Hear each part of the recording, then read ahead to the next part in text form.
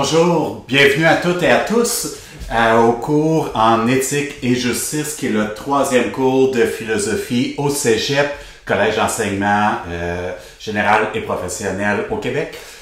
Mon nom est Patrice Letourneau, je suis professeur au département de philosophie du Cégep de Trois-Rivières depuis 2005. Je me suis occupé de la coordination du département de philosophie pendant 8 ans.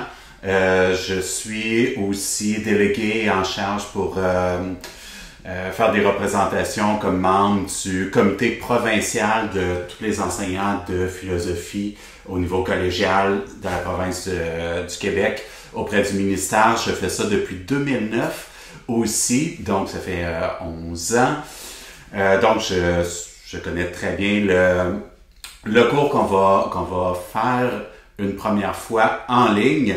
Les circonstances sont assez exceptionnelles. C'est une nouveauté pour plusieurs et j'imagine que plusieurs personnes parmi vous ne s'attendaient probablement pas à vivre ça un jour dans leur vie. Et là, je ne parle pas nécessairement de vivre une pandémie, mais de vivre avec le fait que vous avez maintenant des profs qui entrent sur vos écrans dans vos lieux d'habitation. Peut-être que c'est heureux, peut-être que ça l'est moins, mais je tiens à vous rassurer. Je pense qu'on peut entrer avec confiance dans cette nouvelle session qui va se faire entièrement à distance.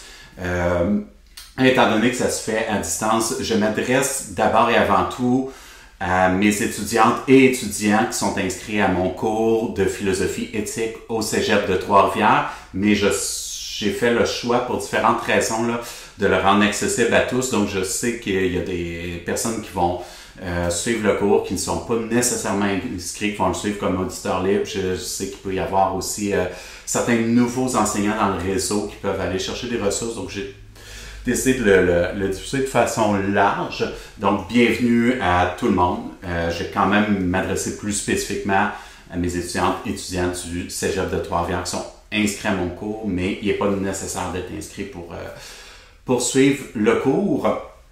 Un élément que je vous mentionne tout de suite qui peut peut-être vous rassurer, c'est que le cours de philosophie éthique, c'est le troisième cours obligatoire de philosophie que vous avez à suivre dans votre parcours collégial au Cégep.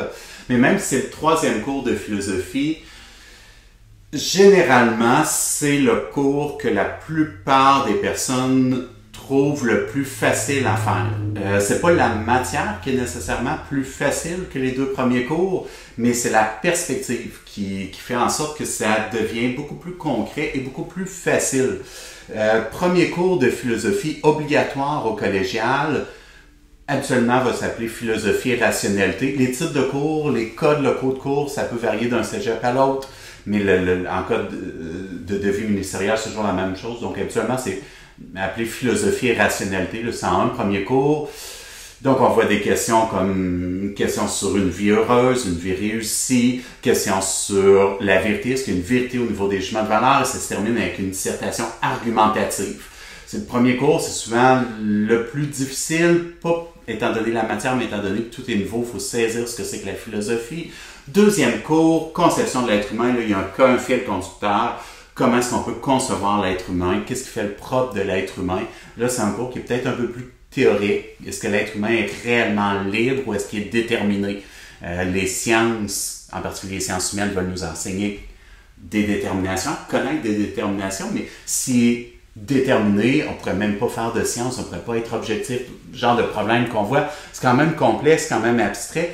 Troisième cours de philosophie, philosophie éthique. Ce cours-ci, c'est les conceptions sur la justice, ce qui nous semble juste, bien, bon, souhaitable d'un point de vue éthique, d'un point de vue moral, d'un point de vue de justice sociale, tout dépendant des gens impliqués. Bref, c'est le cours où les applications sont les plus concrètes par rapport à votre quotidien. Est-ce qu'on devrait privilégier tel ou tel choix face à un problème éthique qui a plus d'une conception qui peut être défendable, qui peut avoir des conséquences fondamentales importantes? Le cours va être organisé avec des exemples qui vont rendre ça très facile pour faire les ponts avec le quotidien. Je ne vais pas plus loin là-dessus pour le moment, mais peut-être juste pour rassurer des 3 cours obligatoires au collégial, le cours de philosophie éthique, que j'appelle ici éthique et justice, pour refléter les 2 dimensions, là. C'est probablement le cours où les liens avec la vie quotidienne sont les plus faciles à faire.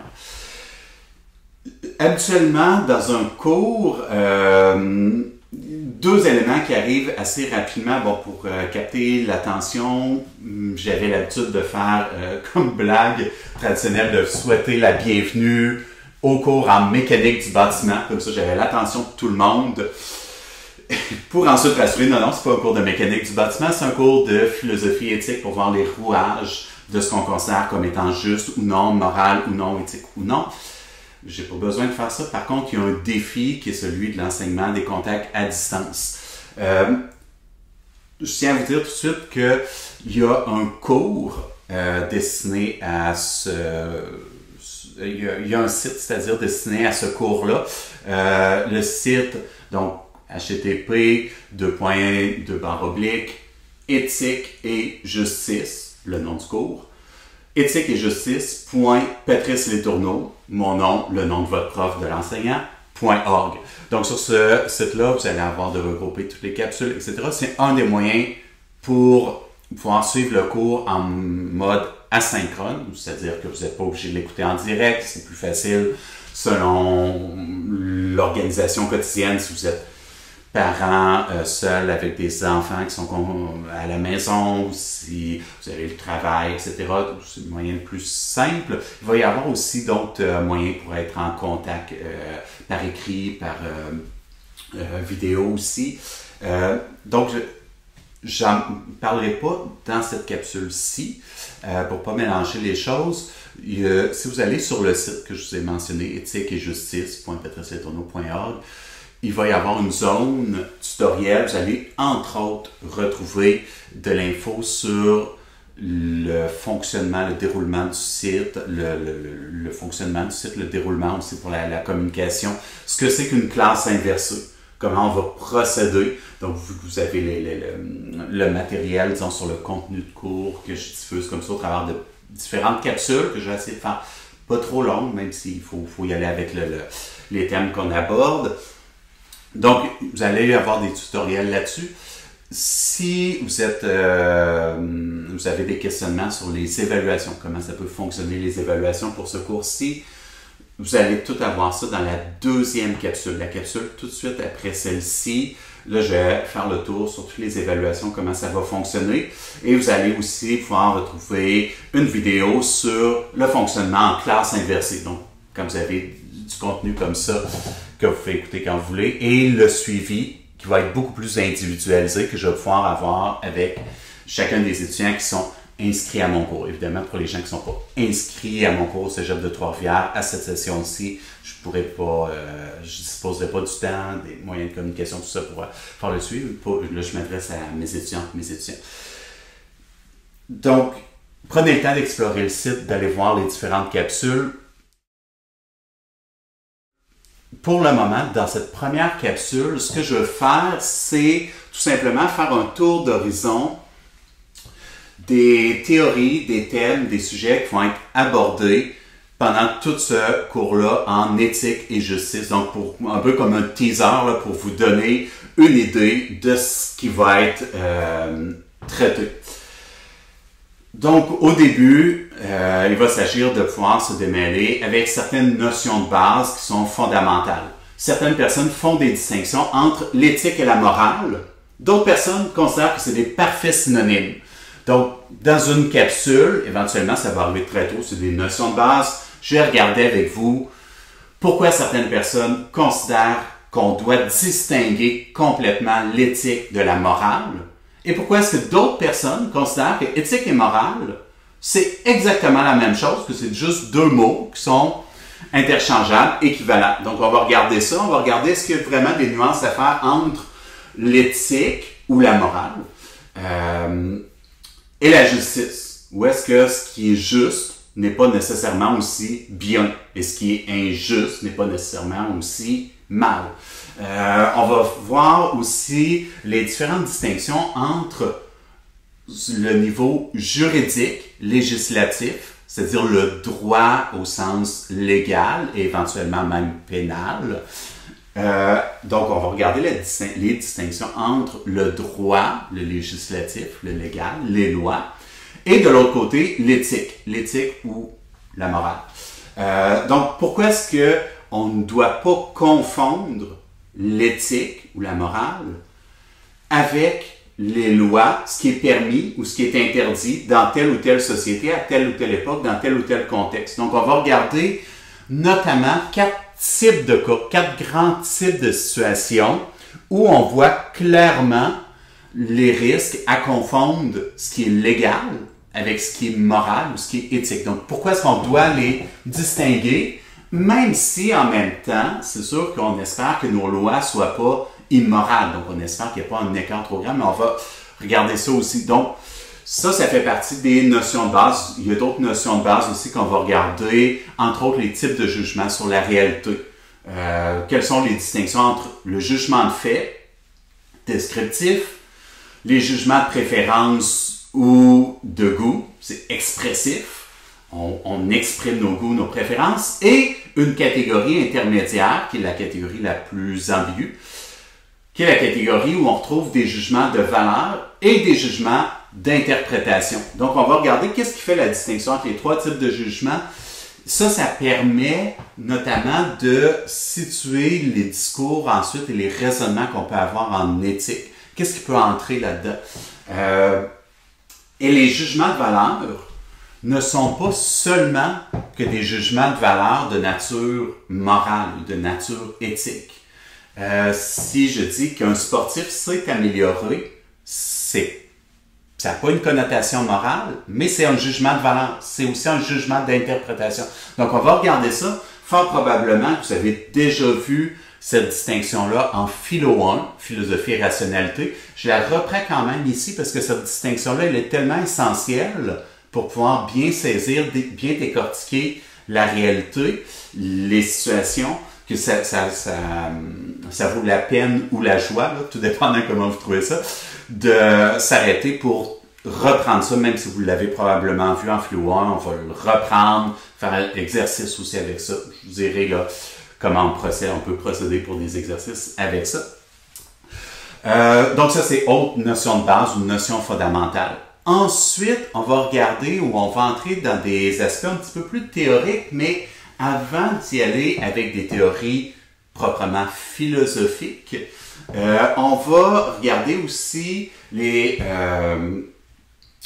une théorie sur le développement du jugement moral qu'on retrouve en psychologie cognitive. Donc, c'est une théorie qui est développée à partir des travaux de Kohlberg, Lawrence Kohlberg, qui a enseigné à l'université Harvard, qui a fondé un centre aussi sur l'éducation éthique ou morale, tout dépendant comment on traduit, à l'université d'Harvard aussi. Donc, c'est un ensemble de travaux, on associe ça à Kohlberg, mais en fait, c'est lui qui dirigeait une équipe de recherche, c'est pas juste ses travaux à lui. Il y a eu différentes versions, on va regarder l'état final, en fait, de ces travaux-là. Ce que ça nous indique, c'est que les individus, de façon indépendante de leur culture, leur éducation, même l'époque, leur niveau de vie, milieu de vie, etc., vont passer au travers de certains stades dans le développement de leur raisonnement éthique.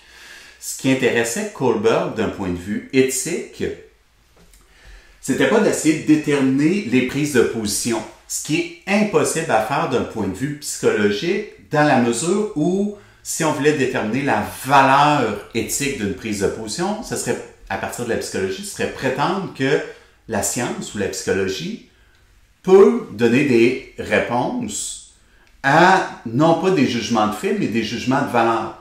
Quand on va regarder les types de jugements que je vous mentionnais tantôt, on va regarder entre autres deux erreurs opposées. D'un côté, il y a l'hyper-relativisme, où il y a une confusion totale entre les préférences individuelles ou de groupe ou culturelles, et les normes morales, éthiques, la justice. Donc ça, c'est une des dérives, l'hyper-relativisme. L'autre dérive, c'est le scientisme. L'erreur du scientisme, qu'on va regarder, là, c'est de confondre les jugements de fait avec les jugements d'interprétation et surtout les jugements de valeur. Donc l'erreur du scientisme, c'est de croire que la science peut répondre finalement à des questionnements qui ne sont pas traitables d'un point de vue scientifique. La science, pour être une science, doit traiter que des jugements de fait. Elle ne peut pas traiter des jugements de valeur. Donc ça va être dans les notions de base fondamentales qu'on va regarder. Si je reviens à la théorie de Kohlberg sur le développement du jugement moral, Kohlberg et son équipe de recherche étaient conscients des pièges du scientisme. Donc, la théorie de Kohlberg ne prétend pas dire, voilà, d'un point de vue moral ou éthique, quelle serait la bonne position ou la bonne décision à prendre sur des questions comme l'aide médicale à mourir, comme le choix de priorité en temps de pandémie sur les ressources de la santé, sur des questions sur les impôts, sur la justice distributive, etc. Kohlberg ne prétend pas pouvoir répondre à ces questions-là d'un point de vue psychologique, tout simplement parce que ça serait tombé dans l'erreur du scientiste qu'on verra. Par contre, ce qu'il remarquait, c'est que de la même façon qu'on peut voir un déroulement dans les étapes du développement de l'intelligence ou développement cognitif, on appelle ça plus développement cognitif de nos jours, il y a aussi un développement dans les types de considérations qui arrivent d'un point de vue moral. Je vous donne un exemple, ça va devenir plus clair. Dans le développement de la conscience, le développement de l'intelligence, en très bas âge, l'enfant n'a pas la notion d'accélération. Ça fait en sorte que si vous êtes en voiture avec un enfant en bas âge, comme il n'y a pas la notion d'accélération, si vous roulez, supposons, à 100 km/h et la voiture devant vous roule à 90 km/h. Vous roulez à 100, elle roule à 90, donc vous savez, vous allez la dépasser parce que vous avez la notion d'accélération. Si vous demandez à l'enfant, en très bas âge, laquelle des deux voitures avance le plus rapidement, bien, comme l'enfant en bas âge n'a pas la notion d'accélération, pour lui, la voiture qui est la plus rapide, c'est celle qui est située à l'avant dans son positionnement physique, géographique. Donc, l'enfant va systématiquement dire que c'est la voiture à l'avant qui est la plus rapide, même si la voiture à l'avant roule à 80 ou 70 ou 50 et que vous roulez à 100. À partir du moment où l'enfant a la notion d'accélération, il saisit que vous pouvez être situé à l'arrière, mais avancer plus rapidement, puis que vous allez dépasser l'autre, parce que la notion d'accélération, c'est un détail, mais qui change complètement toute notre façon de se représenter le monde qui est extérieur à nous. C'est vraiment presque banal, mais imaginez ce que ça fait que tout ce qui vous entoure, si vous ne voyez pas les notions d'accélération, et à partir du moment où vous les percevez, et là, ce qui déclenche le passage d'une étape à l'autre, c'est pas un apprentissage théorique. Il n'y a pas un moment où on apprend à l'enfant l'accélération, puis là, après ça, il la constate. C'est dans son développement, dans le développement cognitif, dans le développement du cerveau, physique, biologique, neurologique. C'est matériel, c'est pas un apprentissage. Donc, Kohlberg, la question qui s'était posée comme psychologue cognitiviste, qui était influencé par Piaget, se demandait est-ce qu'il n'y a pas quelque chose de similaire dans les raisonnements éthiques. Et là, il a fait plusieurs tests, il a rencontré plusieurs personnes dans des milieux de vie très variés, différents, pour ne pas avoir des biais culturels. Il a rencontré, interrogé des gens au Canada, ici. Il en a rencontré aux États-Unis, il était à Harvard. Il en a rencontré au Mexique, dans la péninsule du Yucatan. Il en a rencontré en Israël. Il en a rencontré en Allemagne, en Grande-Bretagne. Il en a rencontré dans des milieux aisés. Il en a rencontré dans des milieux de classe moyenne. Il en a rencontré dans des milieux pauvres. Il en a rencontré avec des parents plus éduqués, moins éduqués, etc. Donc, il a essayé de varier les pays les cultures, les milieux de vie socio-économiques, culturels, etc. Donc, c'est vraiment quelque chose à très large échelle et qui s'est étalé là, sur une très, très longue durée, des fois en rencontrant les mêmes individus à plusieurs moments aussi, à 8 ans, 12 ans, 15 ans, etc. Et ce qu'il essaie de voir, c'est est-ce qu'il y a des éléments qui entrent dans le jugement, dans le raisonnement, et qui viennent prendre toute la place à certains âges, et avec d'autres éléments qui ne sont pas encore visibles à certains âges et qui deviennent visibles à d'autres âges, un peu comme l'accélération. Et ce qu'il avait remarqué, on va regarder ça en détail, on va le travailler, on va regarder aussi des exemples, on va regarder les implications de ça. Là, c'est juste un survol, mais il avait remarqué, entre autres, que l'enfant en très bas âge, là, on parle de très très jeune, ce qui va le motiver dans ses raisonnements, c'est tout simplement recherche des récompenses, fuite des punitions. Il touche pas, l'enfant en bas âge touche pas au rond-poil, pas parce qu'il comprend qu'il pourrait se brûler et que c'est chaud, mais tout simplement parce qu'il comprend qu'à chaque fois qu'il essaie d'y toucher, il se fait réprimander par ses parents. Donc il associe que c'est quelque chose de mal, pas parce qu'il saisit que c'est dans son intérêt de ne pas toucher au rond-poil parce qu'un jour il pourrait être allumé, se brûler, mais parce qu'il saisit que c'est réprimandé. À l'inverse, il va faire considérer comme bien ce qui est valorisé. Avec une très grande limite, parce que l'enfant est à la merci là, de qui valorise ou qui interdit ou qui réprimande, etc. C'est complètement arbitraire pour l'enfant.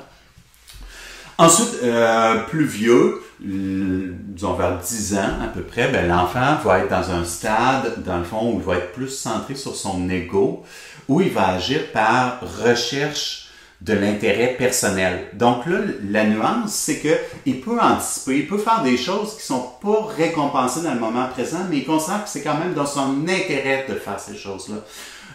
Ou il peut aussi voir un décalage dans le temps. J'ai des inconvénients, des choses qui pourraient être perçues peut-être comme des punitions, mais je sais que ça va être dans mon intérêt, que ça va être un gain plus grand à plus long terme. Donc, il y a une capacité de décanter les choses, mais il est toujours quand même dans l'intérêt personnel. C'est ce que j'appelle plus simplement l'époque des amis de piscine ou l'époque des amis de trampoline. Une certaine époque où il y a certains individus qui vont être plus facilement amis avec d'autres personnes qui ont une piscine, une trampoline, un chalet de ski, bref, qui représentent des intérêts pour eux. Habituellement, c'est pas nécessairement fait de manière consciente, mais ça vient toujours teinter. On regardera là, plus concrètement comment ça se manifeste. Plus tard, ça va être par groupe d'appartenance, donc ce sera plus juste un intérêt personnel, mais ça va être en fonction du style de personne que l'individu veut être, veut incarner. Donc, ça va être le groupe d'appartenance, qui n'est pas nécessairement le groupe d'amis réel, ça peut être le cas, mais ça peut être aussi des groupes d'appartenance virtuels auxquels on voudrait être associé, un groupe de musique. On les rencontre pas, on les a jamais connus, mais virtuellement, on voudrait s'associer à cette image-là, à ce style d'individu-là, ce style de comportement-là. Des fois, ça peut être même fictif carrément. On peut vouloir être associé à un type de comportement, un style de comportement qu'on pourrait retrouver dans une série télé, une série. Bref, c'est pas quelque chose de réel, mais ça peut fonctionner comme groupe d'appartenance. Donc, c'est plus juste l'intérêt personnel, mais c'est très limité, c'est le style. Donc, ça fait partie, c'est juste là certaines étapes. On va regarder ça en détail, mais c'est pour vous donner une idée générale. Donc, Kohlberg remarquait, en bas âge, l'enfant ne pense même pas à son style d'appartenance. Mais après ça, il va avoir une étape intermédiaire où ça va être son intérêt personnel. Après ça, le style d'appartenance, mais c'est quand même limité, parce que ceux qui n'ont pas le même style que lui, il peut même les détester parce que il ne veut pas être associé à un style qui est contraire à l'image qu'il veut avoir, l'image qu'il veut dégager.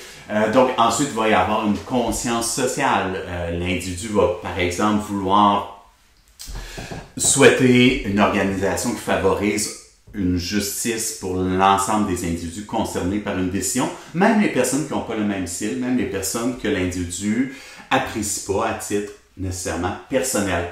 Ensuite, il va s'en aller, ça va être les fondements beaucoup, l'individu va creuser beaucoup mieux, beaucoup plus profondément. OK, qu'est-ce qui vient vraiment justifier de manière fondamentale avec une prétention à l'universalité. Donc, plus les stades de développement sont élevés, plus l'individu va être capable de faire va être capable d'aller dans de l'abstraction, de pouvoir aussi aller au niveau des fondements. Pourquoi est-ce qu'on va voir cette théorie-là? C'est pas une théorie en philosophie, c'est une théorie en psychologie. Il y a au moins deux motifs pour regarder ça, deux intérêts. Il y en a plus que deux, mais je vous en mentionne deux pour le moment, puis on décortiquera là, en temps et lieu dans des capsules sur ces sujets-là. Mais un premier intérêt, c'est tout simplement par un peu autodéfense. À titre personnel, comme individu, vous avez intérêt quand même à avoir la gradation là-dedans parce que supposons que quelqu'un de 40 ans vous présente des arguments d'un stade qu'on trouve habituellement à 12 ans. Ben, si c'est des arguments d'un stade de 12 ans d'âge mental, règle générale, ça vaut peut-être pas la peine de passer beaucoup de temps à essayer de les décortiquer. Mais si l'individu a des stades de niveau élevé, 6 par exemple, ou 5, ou 4, peut-être ça vaut plus le temps. Kohlberg, il établissait dans le fond 6 stades potentiels répartis en 3 niveaux. 2 stades par niveau. Les 5 premiers stades sont généralement bien acceptés. Le 6e stade est plus controversé, on regardera pourquoi, mais connaître les 6 stades, pourquoi le 6e est controversé, pourquoi les 5 premiers sont généralement bien acceptés, en quoi ils consistent, qu'est-ce qu'on retrouve là-dedans, ben, ça vous permet aussi de faire un tri. Ça ne vient pas régler le débat, parce que pour chacun des stades, un même problème éthique peut être défendu pour ou contre avec un stade de même niveau. Donc, le stade ne vient pas trancher, mais il vient quand même filtrer les types de raisonnement auxquels on a peut-être un certain intérêt à y accorder du temps, et pour d'autres où c'est peut-être pas la priorité. Là. Attends, ça c'est un des intérêts ou des attraits à regarder la théorie de Kohlberg. L'autre attrait, c'est que en voyant la gradation entre les stades, ça permet de situer dans un cadre plus général les différentes théories philosophiques qu'on va voir. Les théories philosophiques qu'on va voir sont toutes de niveau post-conventionnel, donc dans le niveau le plus élevé. Donc, pouvoir situer qu'est-ce qui fait l'intérêt de passer d'un niveau à l'autre, qu'est-ce qui favorise le passage d'un niveau à l'autre, pourquoi est-ce que d'être confronté avec des stades de niveau immédiatement supérieurs ont favorisé le développement, tout ça, ben, la théorie de Kohlberg va en même temps donner, même si c'est une théorie sur le développement cognitif, va donner une perspective, un horizon, où on peut situer l'intérêt, dans le fond, des théories philosophiques. OK, donc, première partie du terrain, on va explorer les notions de base, type de jugement sur la réalité, etc. Ensuite, on va regarder un cadre, dans le fond, en psychologie cognitive, les étapes du développement du jugement moral pour nous donner une meilleure perspective là-dessus. Ensuite, l'autre morceau dans le cours, c'est qu'on va regarder différentes théories philosophiques en éthique et philosophie sociale, philosophie politique. On peut généralement regrouper les perspectives philosophiques. L'ensemble des perspectives se réduisent pas à ça, mais pour ce qui est des perspectives philosophiques, on peut les regrouper en 3 grandes perspectives. Perspectives déontologiques, où on essaie de voir qu'est-ce qui peut être considéré comme un devoir d'un point de vue éthique, d'un point de vue moral. Ensuite, il y a des perspectives qui sont téléologiques. Quel est le but, l'objectif, qu'on appelle des fois conséquentialistes, parce que ça se fait en évaluant les conséquences. Et ensuite, il y a des perspectives qui sont dans l'éthique des vertus. Pendant la session, on va regarder de façon approfondie différentes théories, et si j'y vais là, rapidement dans les théories, on va regarder dans les théories philosophiques la perspective de l'utilitarisme. perspective de l'utilitarisme qui s'est développée entre autres avec Bentham, John Stuart Mill, Peter Singer aux États-Unis, qui est né en Australie mais qui exerce à Princeton, qui est un contemporain toujours vivant. Donc, théorie utilitariste développée comme est apparue au 19e siècle, mais elle est très présente actuellement et très présente, entre autres, dans des décisions collectives prises par des gouvernements. C'est pas la seule perspective, mais elle est très présente et c'est vraiment éclairant de passer du temps pour voir qu'est-ce qui est impliqué par une approche utilitariste. Qu'est-ce qui vient la justifier pour pas avoir une approche utilitariste naïve? Qu'est-ce qui lui donne une substance, un peu plus de tonus? Et quelles sont les critiques? Donc, de façon générale, une approche utilitariste, c'est une approche qui consiste à dire, on va essayer de considérer comme l'objectif éthique de maximiser le plus grand bonheur pour le plus grand nombre. Donc, quand il y a une décision où on sait qu'on ne peut pas plaire à tous, les utilitaristes vont dire, essayons de prendre la décision qui vient maximiser le plus grand bonheur pour le plus grand nombre. C'est l'objectif général, mais qui comporte plusieurs clauses, c'est-à-dire pour éviter les dérives.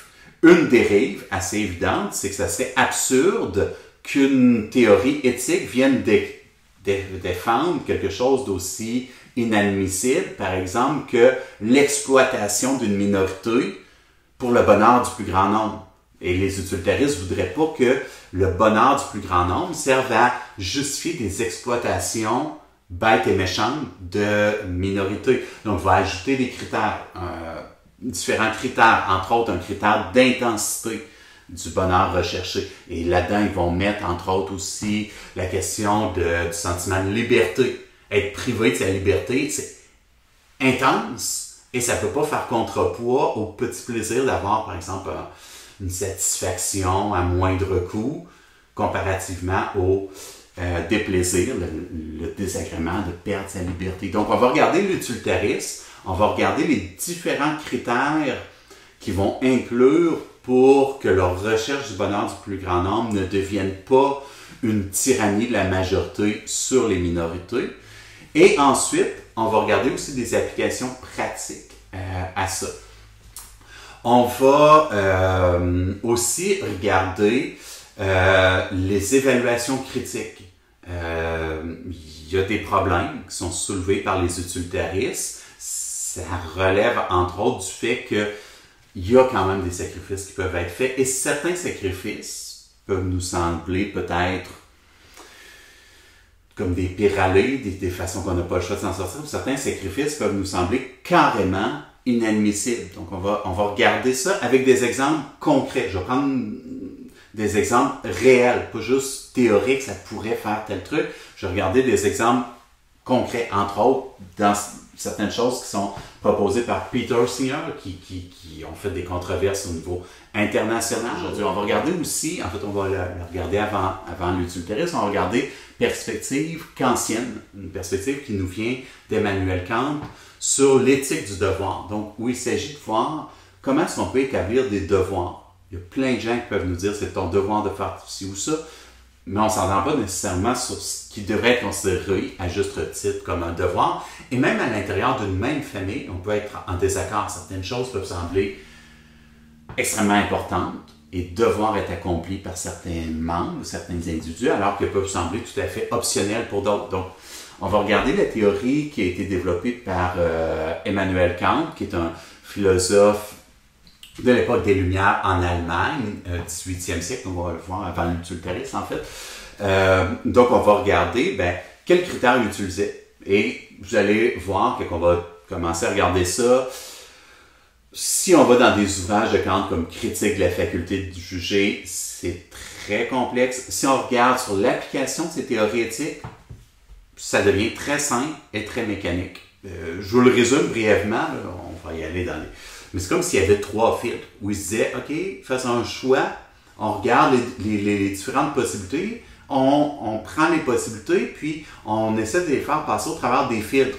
Si ça bloque au travers des filtres, le choix est immoral ou non éthique, on doit le rejeter. Si ça passe au travers de tous les filtres, il doit être considéré comme un devoir qu'on devrait accomplir. Donc, un des filtres, c'est l'universalisation. Kant et les kantiens savent qu'un devoir éthique ne sera pas nécessairement appliqué par tout le monde, mais ils vont dire, OK, s'il peut prétendre à une valeur universelle, qu'est-ce qui se passe si demain matin, tout le monde accomplit cette règle d'action-là? Est-ce que ça devient impossible? Est-ce que ça détruit l'humanité? Si oui, il faut rejeter ça. Est-ce que c'est contre les intérêts fondamentaux de l'humanité, même si ça ne détruit pas? Si c'est contre les intérêts, il faut rejeter. Donc, un premier fil. Deuxième fil, naturalisation. Est-ce qu'on cache des mauvaises intentions? Est-ce qu'il y a un désir d'aider, mais pour exploiter, pour faire du chantage? S'il y a des mauvaises intentions, c'est à rejeter. Qu'est-ce qui se passerait si tout le monde savait ce qu'on a fait, mais surtout si tout le monde savait les raisons véritables pour lesquelles on a fait telle chose? Est-ce qu'on aurait raison d'avoir honte ou est-ce qu'il n'y aurait pas de problème? Troisième filtre, réversibilité ou principe pratique, c'est l'idée de ne pas réduire l'autre seulement uniquement qu'à un moyen, de le respecter comme individu. Donc, c'est l'idée un peu, pas faire aux autres ce qu'on ne voudrait pas que les autres nous fassent. C'est la façon, dans le fond, de changer de position parce qu'il y a des nuances là, pour éviter la naïveté là-dedans là, que Kant va introduire. Donc, ça, c'est une autre perspective où, dans cette perspective-là, ce qui capte l'attention, ce n'est pas les conséquences au cas par cas, comme dans l'utilitarisme, c'est plutôt une manière de faire qui devrait être bonne, valable en elle-même. C'est un autre cas qu'on regardera.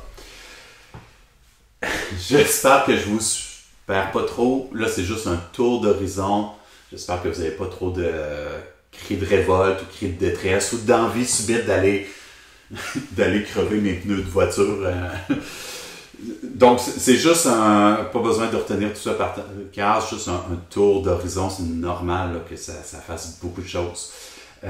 Donc, perspective qu'on va voir en éthique philosophique, comment est-ce qu'on peut essayer de justifier ou concevoir des devoirs? Quelles sont les critiques qu'on peut adresser à ça?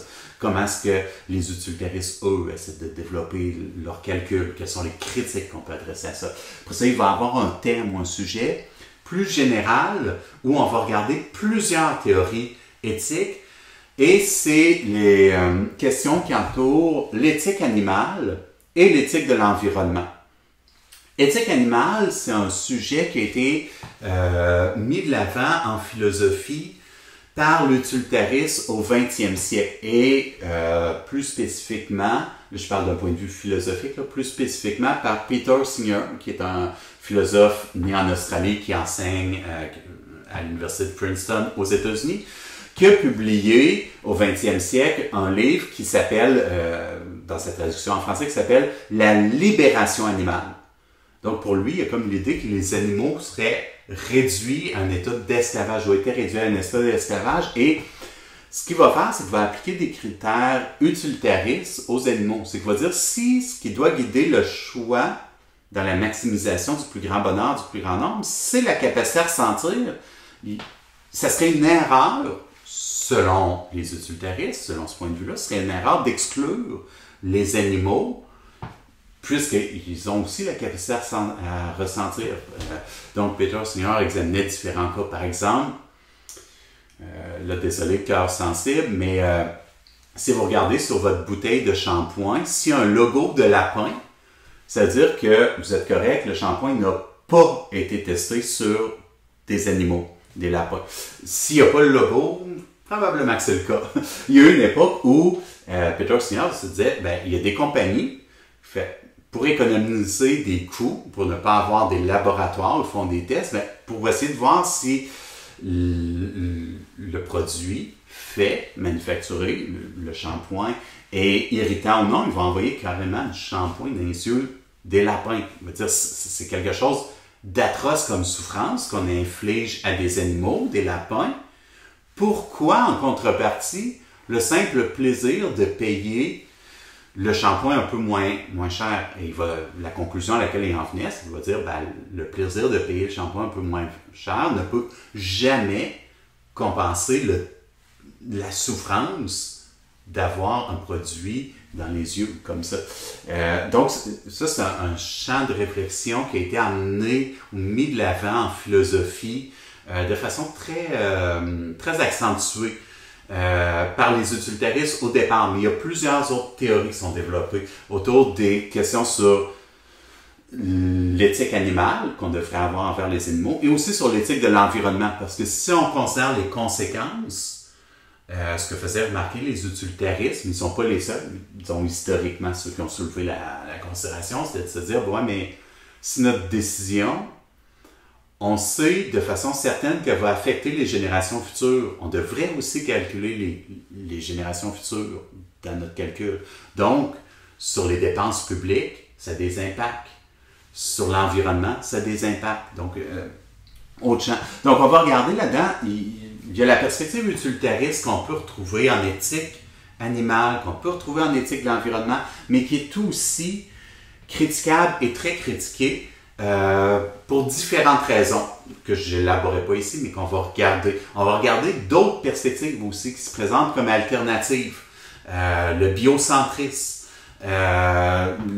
Perspective sur le wilderness, perspective aussi sur le point de vue aussi sur l'alimentation. Est-ce que c'est juste ou injuste de se nourrir d'animaux? Ben, ça dépend quelle perspective, quels critères, quelles normes on utilise. On va regarder les différentes théories là-dessus avec leurs critiques. Il y a d'autres théories aussi qui vont dire, ou d'autres approches, vont dire, dans le fond, on a une responsabilité envers l'ensemble de ce qui existe, de ce qui fait partie du monde créé, du monde existant, les animaux, l'environnement. On a une responsabilité, mais pas parce que l'animal serait de même niveau que nous et que les singes plus intelligents devraient passer avant, par exemple, les enfants trisomiques, ce qui est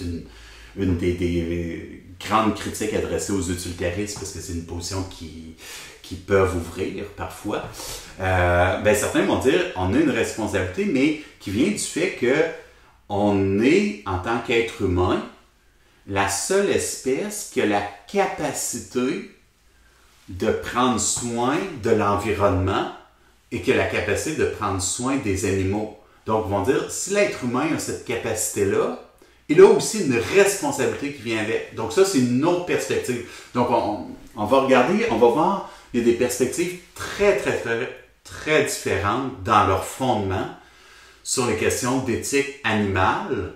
Ils vont tous être d'accord en tant qu'éthique animale pour dire, il doit y avoir un souci, on ne doit pas juste faire souffrir inutilement les animaux, mais qui n'auront pas du tout le même degré d'implication et de restriction ou de permission selon l'endroit où on se situe. Dans un biocentrisme, par exemple, on pourrait en venir, c'est la position que certains défendent, à dire, pour préserver l'environnement et la planète, on est peut-être mieux que l'être humain disparaisse. Alors que d'autres vont dire, non, c'est peut-être pas la meilleure option de souhaiter la disparition de l'être humain pour sauver les autres espèces du bios, du vivant. Donc, ce genre de questions-là, on ne peut pas les réduire à une ou deux théories, donc c'est plus un ensemble, un panorama très large, que là qu'on va prendre le temps de s'y arrêter, étant donné la place que ça peut occuper dans nos débats contemporains. Regardez les différentes positions, pourquoi est-ce qu'ils sont défendus par certains, pourquoi est-ce qu'ils sont critiquables selon d'autres perspectives par certaines autres personnes. On va regarder ça.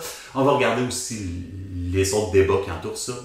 Quelle devrait être la part qu'on fait entre ce qu'on place dans une sphère publique, où on pourrait faire des lois, par exemple, sur l'alimentation, l'environnement, etc. Qu'est-ce qu'on place plutôt dans une sphère privée, où on va dire sur des choix éthiques individuels. On va regarder tous ces débats-là. Donc ça va être plus thématique, une autre chose. Enfin, dernier élément qu'on va examiner, c'est ce qu'on appelle la théorie de la justice de John Rawls et les débats très nombreux autour de cette théorie-là. Là, on est dans une perspective très contemporaine. John Rawls, c'est un philosophe décédé maintenant, mais qui enseignait à l'université d'Harvard aux États-Unis, et il a publié son livre qui s'appelle Théorie de la justice. Il l'a publié en 1971. Donc, c'est récent et ça a teinté beaucoup de nos débats encore actuels et même aussi de nos cadres législatifs.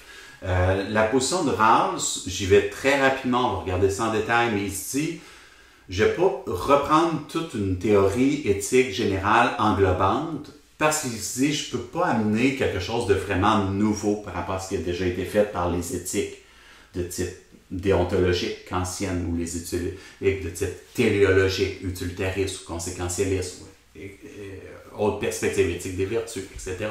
Mais il va dire il y a deux questions pour lesquelles il y aurait peut-être des éléments à ajouter ou à apporter. Et les deux questions donc, vont occuper Rawls au début dans cette théorie de la justice, c'est est-ce que les inégalités économiques et sociales sont acceptables et si oui, à quelles conditions? Ça va conduire à la question de savoir est-ce qu'il doit y avoir des impôts dans les applications. Il va y avoir des débats importants entre les libertariens et les partisans de Rawls. Quelle liberté est-ce qu'on doit accorder aux individus et est-ce qu'on doit les accorder à tous? Ça donne un premier principe de justice qui ouvre sur des droits individuels. La réponse de Rawls, très rapide, c'est qu'il va dire on est mieux de donner le maximum de liberté fondamentale à tous. Donner la liberté de religion à tous. Donner la liberté d'expression à tous. La liberté d'entreprise à tous, etc., etc. Globalement, on reprendra le détail de son raisonnement, mais globalement, il va dire, si une personne est athée et que les autres ont leur liberté de religion, c'est peut-être désagréable, mais ça l'est moins que s'il se retrouve à être, par exemple, croyant et qu'on lui impose l'athéisme. Ou vice-versa, si la personne se retrouve athée et qu'on lui impose une religion, ça va être plus désagréable que si on lui donne la liberté de croyance où il peut ne pas croire, être athée. Ou à l'inverse, où il peut croire. Et s'il décide s'il croit, croire. Même chose pour la liberté au niveau des options politiques, des options sociales. Globalement, Rawls va se dire c'est moins contraignant, c'est moins désagréable d'accepter de cohabiter avec des options qui ne nous plaisent pas à titre individuel que de prendre le risque de limiter des options et peut-être se retrouver dans cette position-là.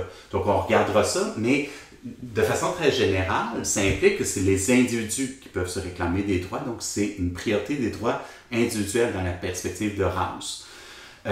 Si vous voulez voir une application pratique, c'est simple, regardez tout simplement les chartes des droits et libertés dans les différents pays occidentaux. Pour vous situer, historiquement, Rawls publie sa théorie de la justice en 1971. Au Québec, en 1975, on adopte, l'Assemblée nationale adopte la Charte québécoise des droits et des libertés, qui est une application pratique de la théorie de Rawls, publiée en 71. Et au Québec, Charte québécoise des droits et libertés 75, pas longtemps après, c'est tout simplement l'application pratique des principes de Rawls. Et en 1982, on a la Charte canadienne. C'est sensiblement la même chose, si vous comparez Charte québécoise, Charte canadienne, les différences, les distinctions sont assez minimes. Ces deux chartes-là, la québécoise et la canadienne, pour prendre que notre contexte, sont des applications pratiques du premier principe de justice de Rawls, maximum de droits et libertés de façon égale pour tous, qui est une primauté des droits individuels. Remarquez que certains ne sont pas entièrement en accord avec ça. Il y a des critiques, il y a des débats, on regardera, je vous en mentionne, entre autres, un débat qui a eu lieu à l'international, c'était ce qu'on appelait le Cas du Québec, c'était un débat sur la loi 101. La loi 101, c'est, à tort ou à raison, une loi qui vient restreindre les droits individuels pour faire valoir un droit collectif, celui d'une langue commune, le français, au Québec, étant donné que le Québec est dans un environnement, en Amérique du Nord, un environnement majoritairement anglophone. Donc, c'est essayer de mettre de l'avant un droit collectif, la langue, préservation d'une langue commune. au détriment de droits individuels, parce que ça vient limiter. Donc, dans la perspective de Rawls, ce serait inacceptable. C'est inacceptable. Donc, il y en a qui contestent ça. Mais dans une perspective communautarienne, c'est quelque chose de nécessaire pour qu'il y ait débat politique. Il faut qu'il y ait minimalement une langue commune. Donc, on regardera ça, mais il y a des débats qui ont encore lieu aujourd'hui autour de ces questions-là. On regardera les arguments des deux côtés. Donc, l'objectif pour moi, c'est pas de prendre position, c'est tout simplement d'exposer les débats, voir les arguments qui sont présentés des deux côtés. Autre principe de Rawls, principe de justice qu'il va mettre de l'avant et qui est controversé aussi, on regardera les justifications, etc., c'est est-ce que les inégalités économiques et sociales sont acceptables et si oui, à quelles conditions? On regardera en détail la justification de Rawls. Je vous donne tout de suite un avant-goût de sa position, c'est qu'il va dire oui, les inégalités sont acceptables. Pourquoi? Parce que s'il ne devait pas y avoir d'inégalité, tout le monde devrait avoir exactement le même montant dans son compte en banque, devrait recevoir exactement le même salaire, tout revenu devrait être égal si on considère que c'est de l'injustice, les inégalités économiques. Mais Rawls se dit, à ce moment-là, deux personnes pourraient avoir exactement le même emploi, faire exactement les mêmes tâches, mais une personne, pour X raisons, décide de travailler seulement 12 heures par semaine, et l'autre personne, qui fait le même travail, avec les mêmes tâches, en fait pendant 40 heures. Si on n'accepte pas les inégalités, il faudrait que les deux individus reçoivent la même paye, que celui qui a travaillé les 40 heures reçoive exactement le même montant à la fin de la semaine dans son compte que celui qui a décidé d'en travailler 12. Donc, Rawls se dit intuitivement, si on était dans ce qu'il va appeler une position originelle avec une fiction de voile d'ignorance, si on ne sait pas qui on va être, il va dire on n'accepterait pas qu'un certain mérite ou des efforts ne soient pas rétribués comme ça. Même chose si c'est un emploi qui a un haut niveau de risque par rapport à un emploi qui n'a pas comporte pas autant de risques. Même chose, ça nécessite beaucoup d'études. Donc, il y a plein de cas de figure là, qu'on pourrait mentionner. Mais Rawls se dire, si on veut reconnaître ces différentes réalités-là, probablement qu'on accepterait, si on ne sait pas qui on va être, qu'il puisse y avoir des revenus différents. Mais, et là c'est la clause très importante pour Rawls, il va dire c'est acceptable si et seulement si, pour ces fonctions-là, les critères de sélection sont adéquats. Par exemple, que les compétences soient liées à l'emploi et non pas placées avec des critères qui sembleraient arbitraires. Si une personne est pas compétente en biologie, c'est acceptable qu'elle ne soit pas acceptée en médecine, parce que la biologie, on peut comprendre que c'est une compétence essentielle, mais ça ne serait pas acceptable que la personne soit refusée dans des études de médecine simplement parce qu'il n'y a jamais eu dans sa famille de médecin ou d'infirmière. On pourrait dire que c'est pas pertinent. Donc, Rawls veut dire les critères de sélection doivent être pertinents, liés aux compétences réelles, nécessitées. Mais autre critère, en fait, qui arrive avant ça, qui est plus important, c'est surtout, d'abord et avant tout, que les inégalités économiques, que tout le monde donc n'ait pas le même revenu, doivent apporter un avantage aux plus défavorisés pour faire contrepoids à ce que Rawls appelle la loterie de la naissance, qui, elle, n'est pas méritée, n'est pas ni de nos efforts, ni de notre mérite, ni de notre responsabilité, ni de notre faute. Exemple de ça, bien, j'ai pas de mérite, ni de faute à naître avec des parents riches ou pauvres. J'ai pas de mérite, ni de responsabilité, ni de faute à naître à une époque plutôt qu'à une autre. J'ai pas de mérite ni de faute à naître à un moment de l'histoire où quand j'arrive sur le marché du travail, il y a plein de besoins dans mon domaine ou au contraire, il y a des circonstances qui font qu'il y a moins de besoins à l'emploi. C'est ni de mon mérite, ni de ma faute, ni de ma responsabilité si je nais et grandis dans une famille qui valorise les études ou qui dévalorise les études, qui valorise certaines choses ou qui dévalorise certaines choses. Ce n'est ni de ma responsabilité ni de ma faute Si je nais avec des bonnes capacités intellectuelles, ou si je nais avec des carences au niveau intellectuel, ou si je nais même avec une trisomie, ou avec des problèmes cognitifs importants dans mon développement, il y a sûrement une responsabilité ou un mérite à essayer de développer le potentiel qu'on a, mais on n'a pas de responsabilité ni de mérite au potentiel qui nous fait partie de nous au départ. Nos capacités intellectuelles, nos capacités physiques, notre point de départ en santé. Je n'ai pas de mérite ni de faute, de responsabilité de naître avec un cœur qui fonctionne bien ou de naître avec un problème héréditaire, supposons, de tel ou tel ordre. Donc, rare, ça veut dire qu'il y a plein d'éléments au niveau biologique, au niveau génétique, au niveau physique, mais aussi au niveau parental, au niveau environnemental, au niveau même du lieu de ma naissance, de l'époque, etc., qui va plus ou moins me favoriser, plus ou moins me défavoriser selon tel ou tel aspect, mais qui ne relève pas nécessairement de mes mérites. Et pour ça, rare, ça veut dire qu'il devrait y avoir une compensation. Si on devait établir des règles à ce niveau-là, mais sans savoir d'avance, est-ce que je vais avoir des bonnes capacités intellectuelles ou je vais être limité intellectuellement? Est-ce que je vais avoir des bonnes capacités de travail ou je vais être limité dans mes capacités de travail? Est-ce que je vais avoir une bonne ou une mauvaise mémoire? Est-ce que je vais naître avec des parents qui peuvent payer pour des études ou qui ne peuvent pas payer pour des études avancées? Est-ce que je vais avoir le goût de faire des études avancées ou ça ne m'intéressera pas? Est-ce que je vais être doué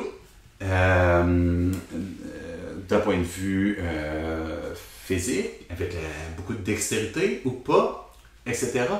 Si on ne sait pas d'avance, Rage se dit probablement qu'on voudrait être le moins défavorisé possible et donc qu'il y ait compensation pour les éléments qui peuvent nous défavoriser, mais pour lesquels on n'a pas de responsabilité ou que ce n'est pas de notre faute, que c'est que la loterie de la naissance.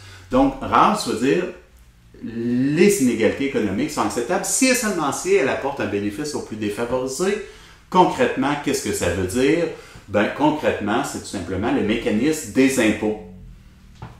Pour House, il est acceptable qu'on puisse avoir un revenu plus élevé, selon X facteurs, si et seulement si en même temps on contribue par le biais de nos impôts ben, à, par exemple, assurer des services publics pour que l'éducation soit accessible à tous. Pour que les soins de santé soient accessibles à tous, peu importe que ma génétique, mon hérédité me favorise ou me favorise pas, peu importe que mes parents puissent payer ou pas, peu importe que j'aboutisse à tel, etc. Donc, Rawls va dire, si on a un salaire plus élevé, même si on paye plus d'impôts en proportion, on va quand même être encore plus favorisé. Probablement qu'on préférerait ça, se retrouver dans cette position-là, que se retrouver dans une position où on est défavorisé par la loterie de la naissance et où on est en plus abandonné sans aucune aide. Donc, on va regarder les différentes justifications que Rawls apporte à ces idées-là, mais qui sont des idées pour lesquelles Rawls considère que les impôts, en fait, sont un principe de justice parce qu'on ne choisit pas qui on est au point de départ. On a une responsabilité à développer le potentiel, mais au point de départ, la loterie de la naissance, ce que Rawls s'appelle la loterie de la naissance, c'est pas de notre ressort. C'est une position qui est controversée, évidemment. Les libertariens, c'est une position où les libertariens vont être en désaccord. En gros, la position des libertariens, c'est qu'ils vont considérer que les impôts, c'est un vol de l'État. Donc, ils sont évidemment pas d'accord. On va regarder leur argument, quel est leur raisonnement. Quels sont les contre-arguments de Rawls ou des partisans de Rawls? On va tout décortiquer ça. Donc ça va être une autre perspective qu'on va regarder pendant la session. Donc si je reprends très rapidement, et là, si vous vous sentez perdu, un grand respire, on se calme, c'est normal. J'ai fait un tour d'horizon pour vous donner une idée des sujets qui seraient abordés, mais c'est rapide. C'est en plus devant un écran, on y va pas en partant du début à la fin, c'est sûr que ça fait beaucoup, c'est juste donner une idée des sujets qui vont être abordés dans le cours éthique et justice. Voir les notions de base, est-ce qu'on peut distinguer ou pas, est-ce qu'on a raison ou pas de distinguer des notions comme la moralité par rapport à l'éthique, par rapport à la justice. On va regarder pourquoi est-ce qu'il ne faut pas confondre l'éthique avec le législatif, les lois. On va regarder les types de jugements sur la réalité. On va revenir à des notions de base. Je vais vous proposer des exercices. On va le regarder avec des cas concrets. On va faire quelques analyses. Ensuite, pour se donner un autre horizon, une autre perspective, on va regarder le développement au niveau psychologique du jugement moral dans la théorie de Kohlberg, qui est en psychologie cognitive. Ensuite, on va regarder des théories philosophiques sur des différentes façons de justifier ou d'essayer de justifier les positions. Donc, on va regarder des perspectives d'une éthique du devoir dans des perspectives de type perspective kantienne ou des alternatives, les critiques. On va regarder ensuite perspective utilitariste, conséquentialiste, évaluation des conséquences, comment est-ce qu'ils procèdent, c'est quoi leur critique. On va regarder aussi des thèmes très général de l'éthique de l'environnement, de l'éthique animale aussi. Comment est-ce que ça s'articule? C'est quoi les autres théories qu'on retrouve autour de ces sujets-là? Puis après ça, on va regarder au niveau davantage de l'éthique sociale, au niveau des théories de la justice, avec Rawls, avec les débats chez les communautariens pour la question des droits individuels ou des droits collectifs, avec les débats aussi avec les libertariens sur la question des impôts. On va regarder aussi sur les implications de ça. Ça implique qu'il y aurait une distinction entre des normes sociales de justice et les conceptions substantielles sur ce qui est bien ou non. Est-ce que c'est si bien que ça de toujours laisser le maximum de liberté sur des questions éthiques à tous? Donc, on va regarder ça au niveau de la justice sociale. Donc, ça va être l'ensemble des thèmes. Donc, ça donne un aperçu un peu de ce qu'on va aborder comme sujet au cours de la session.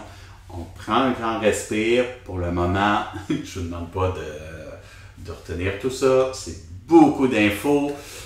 Ce que je vous demande, si vous décidez de suivre le cours, si ça vous intéresse, c'est aller un petit peu plus loin. Un grand respire. On va y aller lentement. Explorer le site dédié au cours. Donc, je rappelle l'adresse éthique et justice.patriceletourneau, votre prof, moi, .org. éthique et justice.patriceletourneau.org. Explorez le site. Vous allez retrouver dans une page les différentes capsules qui vont être là, qui vont être mises en ligne, qui vont s'ajouter dans le déroulement de la session. Vous allez retrouver des tutoriels, vous allez retrouver de l'info sur les évaluations, vous allez retrouver le plan de cours, mais vous allez aussi retrouver une cartographie du cours pour essayer d'avoir une représentation visuelle des compétences du cheminement dans le cours. Familiarisez-vous avec le site, prenez le temps de regarder les autres capsules et prenez le temps de respirer, de décanter, d'aller profiter de la lumière qui est un peu partout. Et de prendre ça de façon relaxe. Et je répète quand même peut-être le point avec lequel j'ai commencé. Là, ça fait beaucoup de choses. Vous pouvez avoir la tête qui vous bourdonne. C'est normal, paniquez pas.